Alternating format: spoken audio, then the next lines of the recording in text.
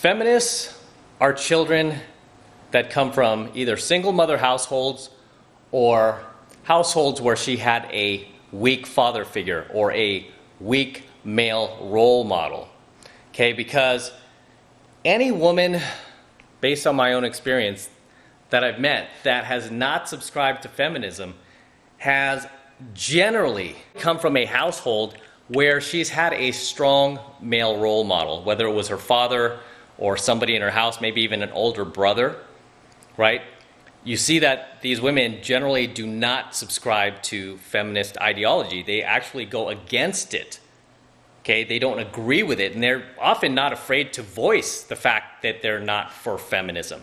And they can often see what it's really about, which is actually, destroying families, destroying men, and empowering women at the expense of men, at the expense of destroying families. Right? So one thing you will find if you ever quiz a feminist and she wants to be honest, like a real feminist, I'm not talking about a coffee shop feminist, because some of these girls, a lot of these girls today, especially the hot ones, tend to be coffee shop feminists.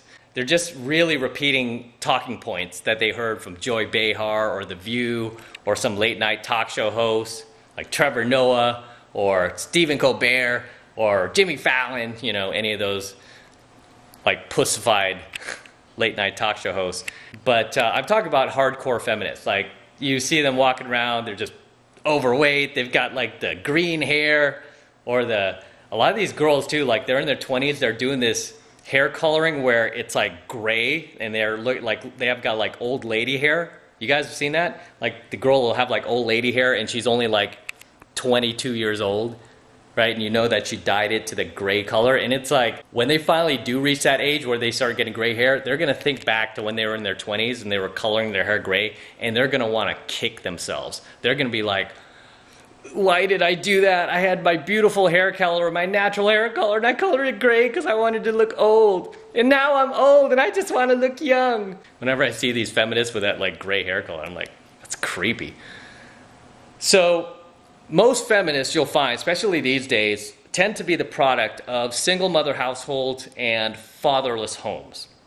Okay, where they did not have a strong male role model to learn from. And this is often why you see these women acting out, just behaving the way that they do, because there was nobody ever in her life growing up to really call her out on her shit and hold her accountable for her bad behavior, to punish her for her bad behavior, right? To put her in her place. She was just used to having like a single mom or a weak father figure, just like, let her be, let her do what she wants. She was just so used to that now she's grown into this very violent, angry, hostile adult that has no fear in talking down to men, disrespecting not only men, but any women that don't espouse the same beliefs that she does.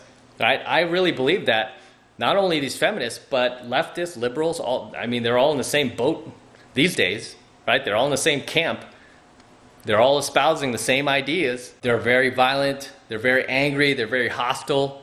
You see them acting out like children. You see them throwing temper tantrums like a 5-year-old would. And you're like, what are they doing? They're adults. Why are they acting like this? And you're just kind of like blown away. And really, you want to know where that comes from. It comes from them lacking a strong male role model in their lives growing up to correct them. Because all of the lessons that we learn in life that we carry on with us through adulthood and until the day we're 6 feet under, we learn from the ages of 2 through 8. So understand, the ages of 2 through 8 are the most vital development and learning period for a child. So if you have a child right now, you got to be careful those ages from 2 through 8 what you teach him, because he's going to carry that on into his adulthood. And if you teach him bad shit, you teach him things that are like, not even teaching him things, but if say you're like neglectful, or say that you're never around, or say that you do things that are just not cool, right? He's going to carry that into his adulthood, and it's going to cause problems for him or her. It's going to cause them issues throughout their adulthood, their childhood. until they fix it. And some of these kids who don't fix these things, if it's too much to bear, they end up offing themselves, right? And my dad, when I was a kid growing up, he was still in his 20s, early 30s. He was big, strong, alpha, tall, and violent. Man, my dad was kind of violent at times. I remember, I'll never forget this. I was like 5 years old. It's one of my earliest memories. We're driving in our car, our station wagon. We had a station wagon back then. And we're up on Geary Street in San Francisco. We're up on Geary, and we're at a stoplight, and he just got into it with another driver, right? So much so, my dad hit the gas, literally pulls the car in front of this guy. This guy screeches. He was in a van, right? And this other guy wasn't small either. It was pretty big. My dad gets out of the car. Get out of your car! Get out of your car! I'm 5 years old, right? Totally helpless, powerless. I'm what do I do, right? And I don't remember what happened at that point, but I literally was like this. I didn't want to see it. But next thing I know, my dad got in the car, and it was next time, watch that, right? And then the guy took off. But because I saw a violent side to him, right? He never beat us with an open fist or anything like that. Don't get me wrong. He belted us, he spanked us. That was the extent of it. And yelled and screamed at us a lot. That was the extent of it. But because I witnessed things like that growing up, him acting out like that, by the time I became a teenager and late teens, early 20s, I was pretty violent.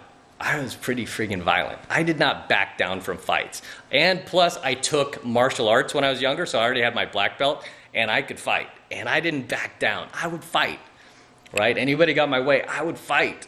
Whereas nowadays, I just wouldn't do it. It's just not worth it. I don't want to go through the legal ramifications, especially now because I have a business. I have too much to lose.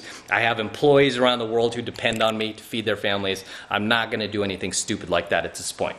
Because all you need to do is hit a guy, and then he falls on the curb, and say his head hits the back of the curb, guy dies. Now you're going to prison. Done. Okay, and I'm out in these venues all the time. So a lot of intense situations I find myself in at times, especially if it's guy with his girlfriend. I didn't see the guy, and the girl tried to lie or whatever, try to make him jealous.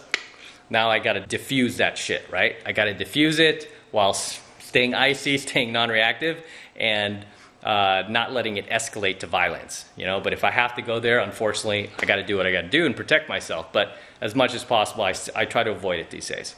But anyway, it made me violent. Right? Because I saw those actions from my dad from ages 2 through 8, right? I saw him do things like that. Not a whole lot, but enough times for it to stick in my head oh, this is how you respond to conflict. You get out of your car and you threaten him. And that will make him go away. So that stuck with me, right? Until I corrected it.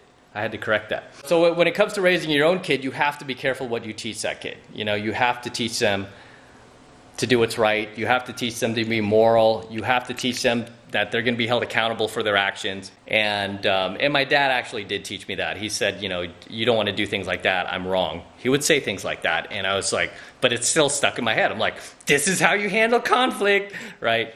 But my dad would be yeah, you don't want to do stuff like that. But I did anyway, because I saw him do it. But when you see most feminists out there just kind of throwing these hissy fits, and and a lot of these ladies, they could be I'm not even kidding. I've seen women as old as in their 60s and 70s. Literally, 60s and 70s. Could be somebody's grandmother, right? Acting out, throwing shit, breaking windows, they're a punk teenager. Lighting cop cars on fire. It's what are you doing? You're a grandma. Or you should be a grandma, right? A lot of them tend to be single, right? Never been married, never had kids. They're bitter at men. They hate men. Right? You might think, what are they doing? It's just because they've never really had that strong male role model in their life to really discipline them. There's a lot more trouble I could have got into when I was younger, but fortunately, my dad would always jump on me. He would discipline me. Even when I got into fights, he would be proud of me, but he would still discipline me. He was oh, did you win? I'm yeah. And he was okay, good. Don't do that, Whereas, most feminists out there who are doing this shit, literally, there comes a point in your life where you need to fix yourself if you're still acting like a little shit, right? If you're in your 20s and your 30s and you're still acting like a little shit and you're lighting things on fire and throwing rocks through windows and you're like in your 30s now, something's freaking wrong, right? Something's wrong, son. You gotta do something, male or female, right? Especially female. You should not be doing things like that. That's not ladylike. That's just not what women do. And I did have sisters too, by the way, and my dad would always tell my sister stuff like that too. My mom would, especially my mom. So like, no, that's not how women talk. That's not how ladies talk. You have to be ladylike. Don't use F words. Don't use four-letter words. Don't sound like a tramp. Don't dress like a tramp. My mom would always say things like that. But a lot of these women that become feminists, they come from those type of households. So it's really no shock. Like when she's coming from a household where she never got disciplined, she never got called out for her bad behavior, she never got called out for acting out. When she's coming from that type of household, it's really not surprising that she's acting the way she is. Whenever you see these girls like just hating on men, and they might be shaming you down below in the comment section or shaming you in real life whenever you espouse like red pill ideas, and you see her like getting hostile and angry towards you and trying to intimidate you, you have to understand where that's coming from. That's coming from her lacking proper parenthood, from her coming from a piss poor parental background, right? Because I always look at the person, like when I see somebody act out like that, even if they're an adult, I think back on how they were raised. I always look back at their parents. Even if, obviously you don't know their parents, but you think back on like what kind of home she was raised in for her to act like this now. Now, it doesn't mean it's right the way she's acting, but it also means that it's going to be very, very hard to fix and very hard to change her mind. A lot of these feminists, you guys think you could change their minds, and it's really like you can't. The only people's minds you can change that espouse those ideas are really the coffee shop feminists. Like those girls are kind of like half vampires, right? They haven't made their first kill yet. You could still change them back. They just need a strong male role model to enter their lives, right? Which is going to be you. And like I said, a lot of these girls tend to be pretty good looking, so it'll be worth it for you to do it. And she will be happy to follow your beliefs, even if you like red pill her. I've red pilled a lot of coffee shop feminists that I've met, I've approached, I ended up dating them. I've red pilled a shit ton of them to the point where they turned around and was like, man, I wish somebody told me this so much sooner. How come nobody else told me this? It's like, because all you do is freaking watch TV and Hollywood movies, so you believe all this shit, and you're finally getting somebody who doesn't watch that shit, so you're getting like the truth. So a lot of these girls I've been able to unplug. Like I said, they're half vampires. You could always unplug the half vampires. You could save them. But for these extreme feminists, like with the green hair, purple hair, and just like fat bodies, land whales, glasses, screaming about Trump, no, Trump's our president, no, they're beyond saving. Not that you would want to save a girl like that, but they're just beyond saving. And those are typically the ones that come from homes where there was no father involved. They were raised by a single mother. And if you need to see the stats on single moms, just go to my other channel, The 33 Secrets, and look at my videos entitled, anything entitled with a single mom. I always post the actual statistics of what happens to children raised in single mother households in my comment section. I always pin it to the top so you can see the stats for yourself before you start hating like, nothing's wrong with single moms. They're great and they're beautiful, mister, no matter what you say. Okay, those stats don't apply to her. Right? See the stats for yourself. And that's really the reality, is if you meet girls out there that are hardcore feminists and they look like the type of feminist I was just describing, the land whale type with the glasses and the green, purple, blue, orange hair, those girls are beyond saving, right? Again, you would have no interest in her anyway, so it doesn't matter. The ones that you would probably have interest in are the ones that are actually hot, and those half vampires, those coffee shop feminists. Those girls can definitely still be saved, because a lot of those girls have been raised in either two-parent households or with some type of male role model around, whether it was an older brother she looked up to, or maybe a stepdad, or maybe a grandfather. But she's still been taken in by some of those feminist ideologies that she might have heard from, like a movie, TV show, advertising, or something like that, that she could be saved. Those are the only feminists that are actually worth saving. And again, they're not really feminists. They're just kind of like quasi-feminists. They're just kind of espousing those beliefs and those ideologies very, very nonchalantly. Like I said, they're coffee shop feminists. Those are the only ones that could be saved. Okay, all the rest, leave them to the dogs. All right, so that's all I have to say for today's coaching video. Until next time, this is Matt Cross from Alpha Male Secrets. Do not forget to smash that like button below.